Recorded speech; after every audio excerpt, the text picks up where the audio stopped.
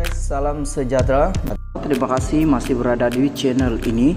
Bagi mereka yang belum subscribe channel ini, sila subscribe dan like, komen, share supaya Anda tidak akan ketinggalan info-info yang saya akan sampaikan di channel ini. Berita hari ini saya kongsikan kepada Anda daripada Sinar Harian.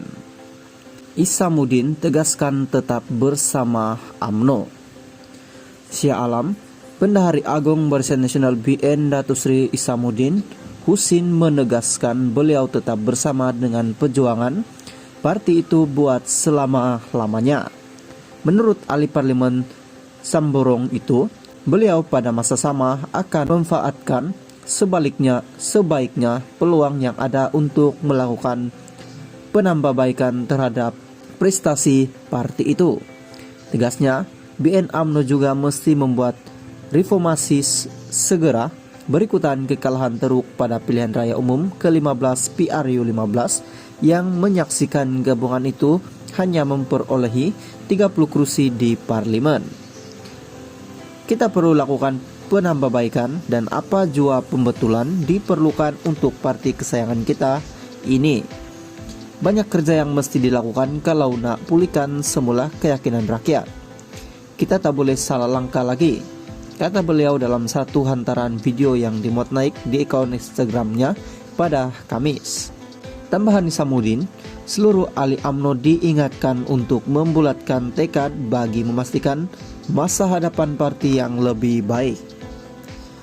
Rapatkan barisan dan sama-sama kita lihat ke hadapan demi masa depan dan kelangsungan perjuangan, ujurnya. Guys, salam sejahtera. Terima kasih masih berada di channel ini. Bagi mereka yang belum subscribe channel ini, sila subscribe dan like, komen, share supaya Anda tidak akan ketinggalan info-info yang saya akan sampaikan di channel ini. Berita hari ini saya kongsikan kepada Anda daripada My Metro.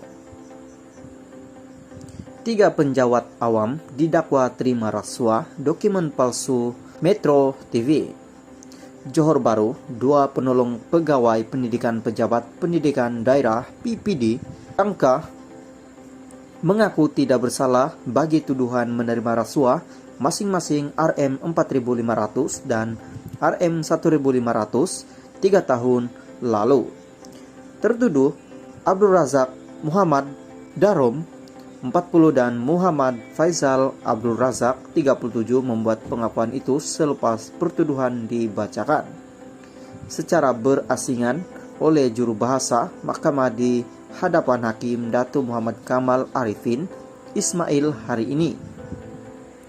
Berdasarkan kertas pertuduhan, Abdul Razak didakwa diberikan uang sebanyak Rm4.500 daripada kerani di College Vocational Pago Siti Aminah Nahar 39 sebagai bayaran bagi perkhidmatan penyediaan makanan jamuan atau musyarat bagi seminar kecermalangan guru pendidikan Islam Sekolah Menengah Kebangsaan SMK dan Sekolah Kebangsaan SK 2019. Manakala Muhammad Faisal didakwa diberikan uang sebanyak Rm1.500 daripada Siti Aminah sebagai bayaran perkhidmatan yang sama untuk bengkel kerja pengurusan strategi PPD Angka. Kedua-dua mereka didakwa tahu bahwa program berkenaan tidak dilaksanakan dan gagal melaporkan pemberian uang itu kepada Suruhanjaya Pencegah Rasuah Malaysia SPRM. Mereka didakwa mengikut Section 25 1 Akta SPRM 2009 dan boleh dihukum mengikut Section 25 2 Akta sama yang membawa hukuman denda sehingga Rm100.000 atau penjara maksimum 10 tahun atau kedua-duanya sekali jika sabit kesalahan.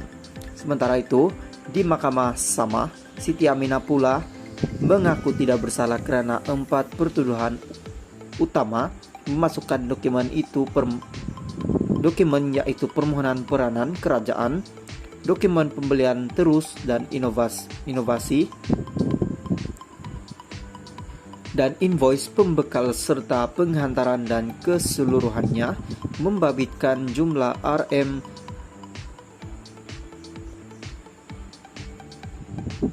12.202.202 dengan nilai supaya dokumen palsu itu digunakan untuk tujuan menipu.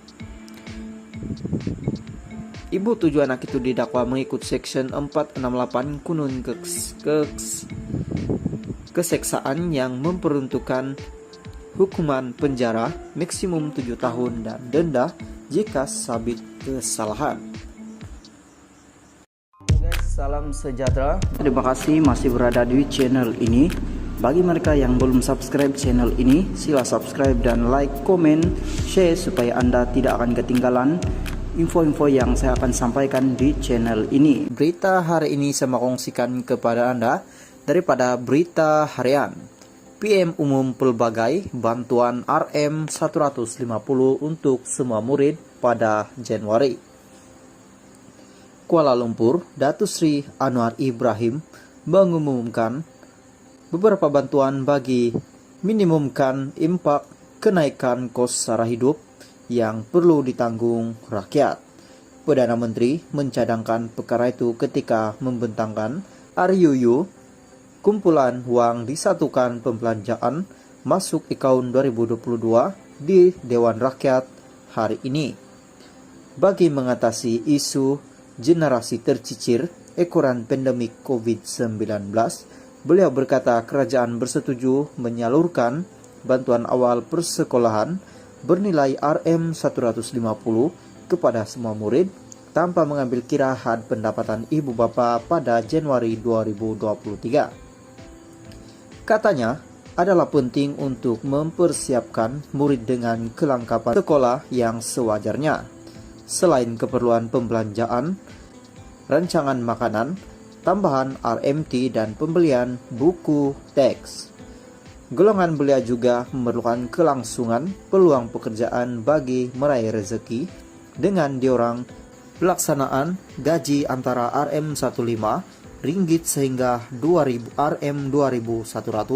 Kerajaan akan menyediakan tawaran 50.000 peluang kerjaya secara kontrak termasuk 35.000 oleh syarikat berkaitan kerajaan GLC melalui program My Step untuk tahun depan. Selari pengumuman awal saya selaku Perdana Menteri, isu kos sara hidup adalah keutamaan. Maka adalah penting RUU ini diluluskan bagi membolehkan penyaluran bantuan kebajikan masyarakat kepada isi rumah miskin, warga emas, dan orang kelainan upaya. OKU katanya, Perdana Menteri antara lain turut mengumumkan bantuan tunai ringgit yang dilaksanakan sebelum ini akan diteruskan dengan bayaran bantuan tunai rakyat fase 1 akan disalurkan lebih awal yaitu pada